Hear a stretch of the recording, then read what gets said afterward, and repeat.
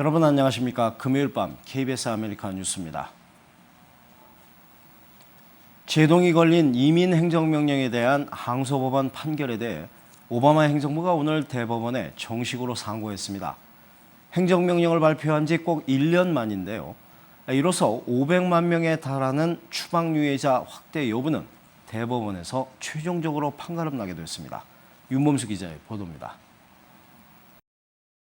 오바마 이민 행정명령의 향방이 대법원에서 최종 판가름 나게 됐습니다.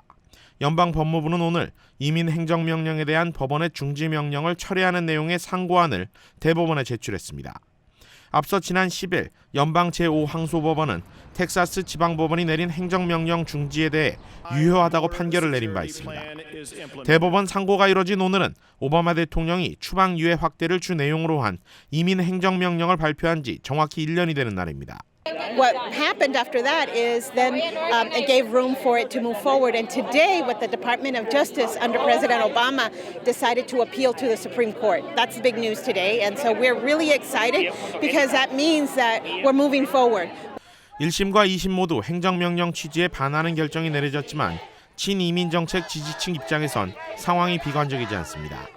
당초 시간을 끄는 듯했던 항소법원이 올해 안에 판결을 내리면서 대법원 판결 역시 빠르게 진행될 수 있게 됐기 때문입니다. 또 내년 12월 대선을 앞두고 있는 상황에서 대법원이 판결을 길게 끌고 가지 않을 것이란 예측도 나오고 있습니다. I think that earlier the case would be next year February, maybe the oral hearing, and they might make a decision next year summer. So it's very fast approach, but it's not guaranteed, and that is why community members to continue to share. 이민단체들은 추방유예 확대 발표 1년, 그리고 대법원 상고가 이뤄진 오늘을 기점으로 시위와 로비를 통한 전방위 활동에 나설 예정입니다. 대선까지 남은 시간을 카운트하며 의회와 법원, 유권자들에게 추방유예 확대 시행을 촉구한다는 계획입니다. KBS 뉴스 윤범수입니다. 도산 선생의 딸인 고 안수산 여사가 LA 시티 칼리지를 빛낸 44인으로 선정됐습니다. 한편 제20대 한국 국회의원 선출을 위한 재외선거를 앞두고 한인 유권자 등록을 활성화시키기 위한 캠페인 위원회가 신설됐습니다. LA 한인사회 소식 노승욱 기자입니다. LA 시티 칼리지 내 캠퍼스, 신축 건물인 스튜던 유니언 앞에 안수산 여사의 모습이 새겨진 배너가 걸렸습니다. LACC 재단이 선정한 학교를 빛낸 44명에 선정된 것입니다. 안수산 여사와 함께 배우 모건 프리먼, 건축가 프랭크 게리, LA시 의원으로 활동한 버나드 팍스와 탐 라본지 등도 배너 프로그램 인물로 선정됐습니다. She would probably be a little embarrassed. She was modest. I mean, she did a lot and she was, very accomplished. But and then most likely she would probably start talking about Tosan. I think she always talked about Tosan. But she'd be very proud, and she'd be happy that it's a good representation of the history of the Korean community here. 도산 안창호 선생의 장녀인 고 안수산 여사는 LACC 재학 당시 여자 야구팀 선수로 활동했으며 아시안으로 첫 대학 야구 선수로 소개되기도 했습니다. 이후 샌디에고 주립대를 거쳐 해군에 입대한 안수산 여사는 아시안 아메리칸 최초의 해군 여성 장교로 활동한 바 있습니다. 제20대 한국 국회의원 선출을 위한 재외선거를 앞두고 한인 유권자 등록을 활성화시키기 위한 캠페인 위원회가 신설됐습니다. LA 한인회를 비롯한 한인 단체장들은 지난 화요일 회의를 통해 한인회 산하 재외선거 유권자 등록 캠페인 위원회를 설치하는 데 합의하고 엄규서 신임 남가주 한인 목사협회장과 이병도 중원포럼 회장을 공동위원장으로 선출했습니다. 여러분께서 많이 홍보해 주시고 적극 협력해 주셔서 더 많은 우리 동포분 그리고 여기 해외에 파견 나 있는 지상자 직원 그리고 모든 분들이 같이 동참할 수 있도록 여러분께서 같이 협조해 주셨으면 좋겠습니다. 위원회는 앞으로 교회와 단체들을 중심으로 유권자 등록과 투표 참여 홍보 활동을 벌일 예정으로 어제는 LA 총영사관을 방문해 활동 방향에 대한 협의도 가졌습니다. 한편 위원회는 다음 주 월요일 한인회관에서 정식으로 발대식을 가질 예정입니다. KBS 뉴스 노승욱입니다. IS의 뉴욕시에 대한 자폭 테러 위협 영상이 공개되자 시민들의 불안감이 증폭되고 있습니다. 이에 시 당국은 주요 시설의 경찰력을 대폭 증원하는 한편 시민 달래기에 나섰습니다. 뉴욕 김일강 통신원입니다. IS의 뉴욕시 자폭 테러 위협 영상이 공개되자 뉴욕시가 동요하는 시민 달래기에 나섰습니다. There is no credible and specific threat against New York City. 하지만 9.11 테러 경험이 있는 뉴욕 시민들의 반응은 엇갈립니다. I mean, it's a little bit scary and makes you, somewhat nervous that something like what happened in Paris could happen here. I mean, I have to go to work regardless. We have to live our life regardless. You can't live every day in fear. 뉴욕시 당국은 테러에 대해 그 어떤 도시보다 대처 준비가 잘 돼 있다고 강조합니다. 시민들이 안심하고 일상생활에 전념해 줄 것을 당부했습니다. Just in these last weeks, you've begun to see the results of the decision we made back in June with the City Council to add additional officers, including what will now be a 500-plus officer counterterrorism force. 뉴욕시경은 IS 동영상 공개 후 터미널과 다리 등 주요 시설 주변의 경찰력을 대폭 증원했습니다. 지금까지 뉴욕이었습니다. 국무부가 어제 북한 여행 경보를 다시 발령했습니다.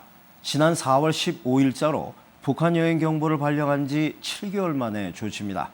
미 국무부 영사국은 홈페이지에 공지를 올려 북한 당국은 자국의 형법을 임의로 적용하는 만큼 체포 또는 장기 구금의 위험이 있다며 미국 시민은 어떤 형태로든 북한을 여행하지 말라고 공고했습니다.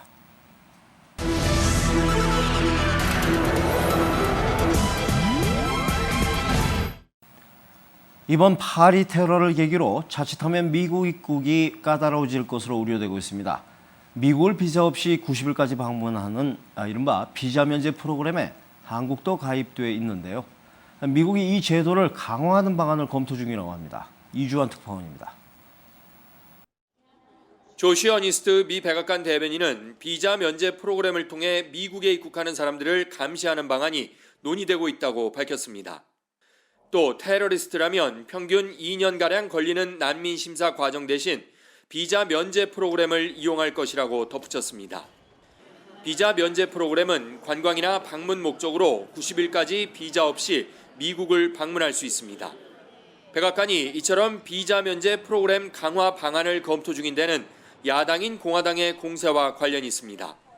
공화당이 주도하는 하원이 난민 수용을 중단하려는 법안을 가결시키자 이에 대한 협상 카드라는 게 미 언론의 분석입니다.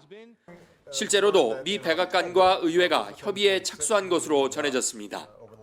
지난 2008년 이 제도에 가입한 한국은 2017년까지 적용이 연장된 상태입니다. 한편 미국 수도 워싱턴에 대한 테러 위협 속에 항공기 폭파 위협도 잇따르고 있습니다. 어제 미국 플로리다를 출발해 미네소타로 향하던 스피릿 항공에 폭탄이 설치돼 있다는 정보가 입수되면서 15분 만에 회항했습니다. 하지만 다행히 폭탄은 발견되지 않았습니다. I was sweating.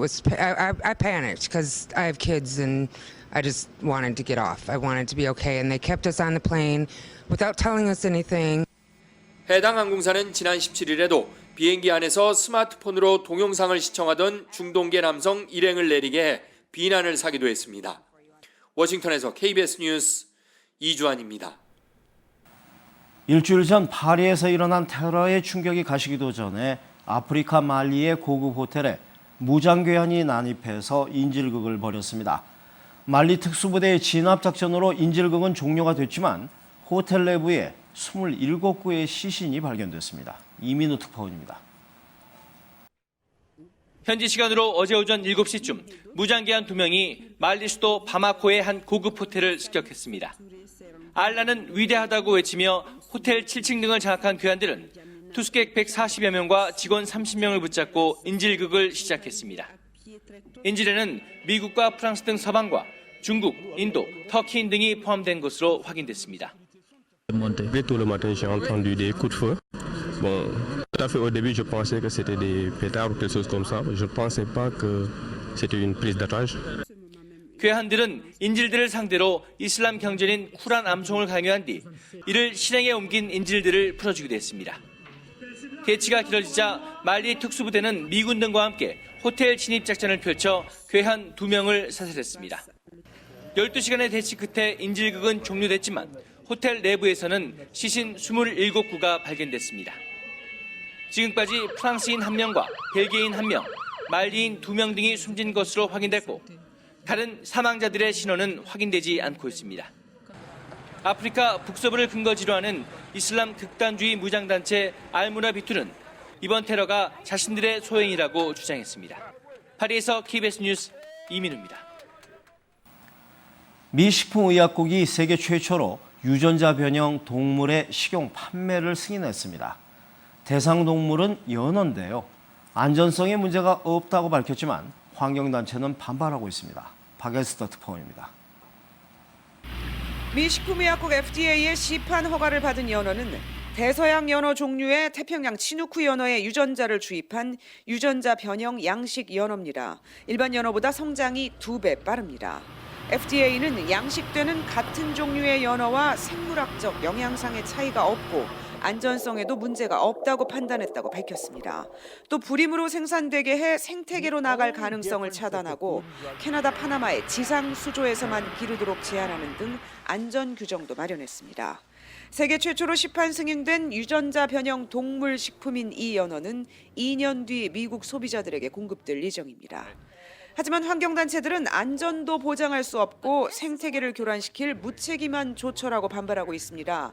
더 큰 논란은 이 연어의 유전자 변형 식품, 즉 GMO 표시를 하지 않아도 된다는 것입니다. 미 의회는 지난 7월 식품에 GMO 표시를 강제하지 못하게 하는 법안을 통과시켰습니다. I do feel it should be labeled. We need GMOs in order to sustain our food supply. 이미 일부 식품 도소매 업체가 이 연어를 받지 않겠다고 선언하는 등 논란이 가열되고 있습니다. 뉴욕에서 KBS 뉴스 박에스터입니다. 오늘 뉴욕 증시는 나이키 등 소비 업종이 강세를 보인 데 따라 상승했습니다. 원달러 환율은 1,156원 50전입니다.